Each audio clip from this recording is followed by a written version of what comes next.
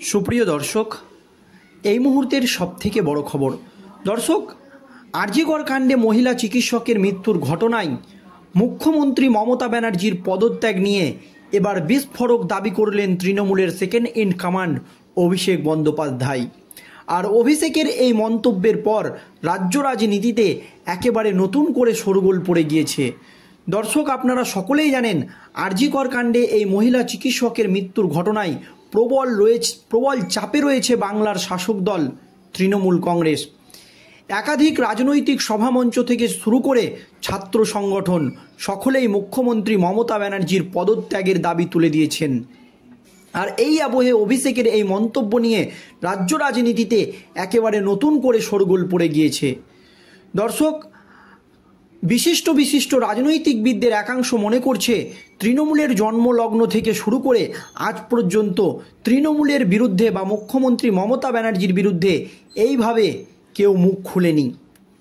আপনারা জানেন এই আরজিকর কাণ্ড নিয়ে প্রথমেই মুখ খুলে বিস্ফোরক মন্তব্য করেছিলেন তৃণমূলের সাংসদ সুখেন্দু শেখর রায়, যা নিয়ে প্রবল অস্বস্তিতে পড়েছিলেন মুখ্যমন্ত্রী মমতা ব্যানার্জি এবং তিনি একেবারে দলের বিরুদ্ধে গিয়েই তার মতামত রেখেছিলেন এই আরজিকর কাণ্ডে।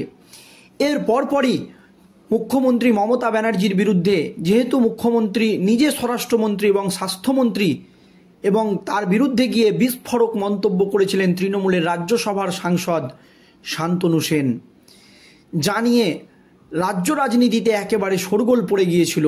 শুধু মন্তব্যই নয়, এই আরজিকর কাণ্ডের আইন শৃঙ্খলা নিয়ে প্রশ্ন তুলে দিয়েছিলেন তিনি, যে আরজিকরে যে ধরনের ঘটনাগুলো হয় বা ঘটে সেগুলো কিন্তু মুখ্যমন্ত্রী মমতা ব্যানার্জি জানে না। তার পরপরই তৃণমূলের মুখপাত্র পদ থেকে এই শান্তনু সেনকে বহিষ্কার করা হয়। এর পরপরই একের পর এক হেভিওয়েট নেতারা তৃণমূলের বিরুদ্ধে মুখ খুলতে শুরু করে। একাধিক রাজনৈতিক সভামঞ্চ থেকে শুরু করে শিক্ষা সংগঠন সকলেরই একটাই দাবি, দফায় এক দাবি এক, মুখ্যমন্ত্রীর পদত্যাগ। আর এই আবহে যখন প্রবল চাপে রয়েছেন মুখ্যমন্ত্রী মমতা ব্যানার্জি, তখন জল্পনাটা উস্কে দিয়েছিলেন কুণাল ঘোষ। বিশিষ্ট রাজনৈতিকবিদদের একাংশ মনে করছে কুণাল ঘোষের এই মন্তব্যে নতুন করে রাজ্য রাজনীতিতে একেবারে শোরগোল পড়ে গিয়েছে। কেন বলছি দর্শক, কুণাল ঘোষ বলেছিল যে তিনি মনে করেন যে দলের অন্দরে কিছু ভুল সিদ্ধান্তের জন্যই মানুষের কাছে ভুল বার্তা যাচ্ছে। কারণ আপনারা জানেন এই আরজিকর কাণ্ডে মহিলা চিকিৎসকের মৃত্যুর ঘটনায় প্রথম যে নামটি উঠে এসেছিল সেটা হচ্ছে সন্দীপ ঘোষ।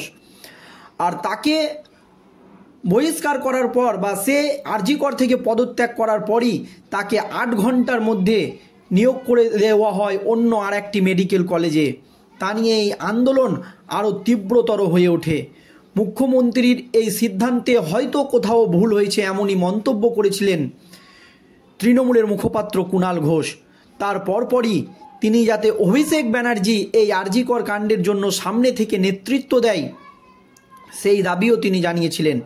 এর পরপরই বিশিষ্ট রাজনৈতিকবিদদের একাংশ মনে করেছিল যে দলের মধ্যেই কোণঠাসা হচ্ছেন মুখ্যমন্ত্রী মমতা ব্যানার্জি, এবং তৃণমূলের জন্মলগ্ন থেকে কেউ কিন্তু এই রকমভাবে সুখেন্দু শেখর রায় থেকে শুরু করে শান্তনু সেন এবং কুণাল ঘোষ এই রকমভাবে মুখ খুলেনি। তাহলে অভিষেক ব্যানার্জিকেই কি পরবর্তী মুখ্যমন্ত্রী হিসাবে দেখতে চাইছে তৃণমূলের হেভিওয়েট নেতৃত্বরা?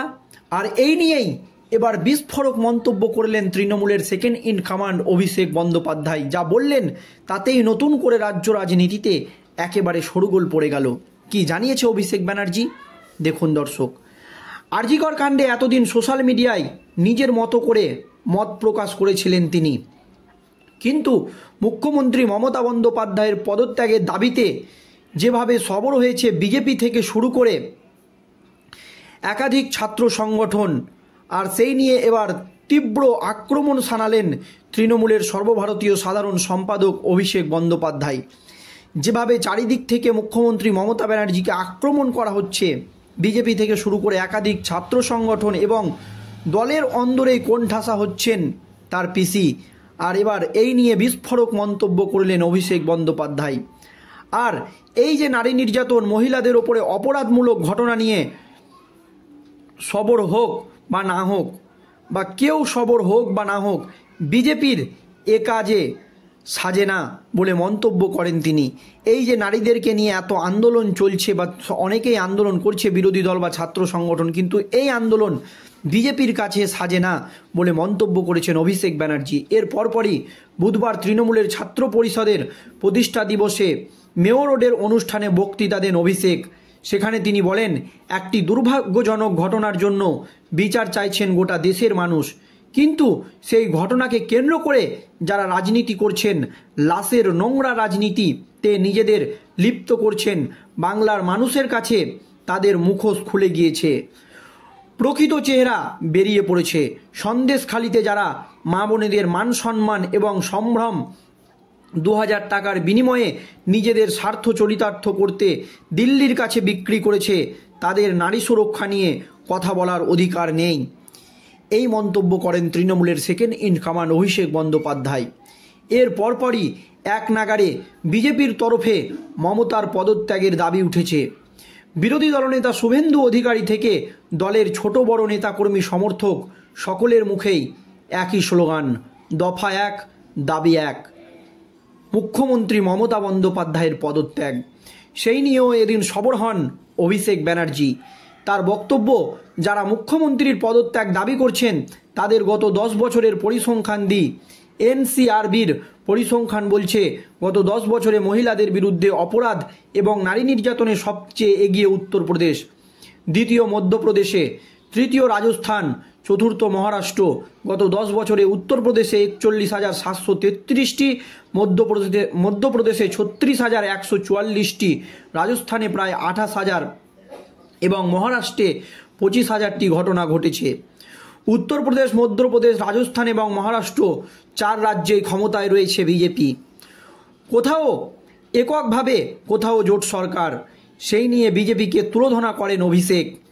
ওই 4 রাজ্যের মুখ্যমন্ত্রীর পদত্যাগ চেয়ে তারপর মমতার দিকে আঙুল তোলা উচিত বলে মন্তব্য করেন অভিষেক বন্দ্যোপাধ্যায়।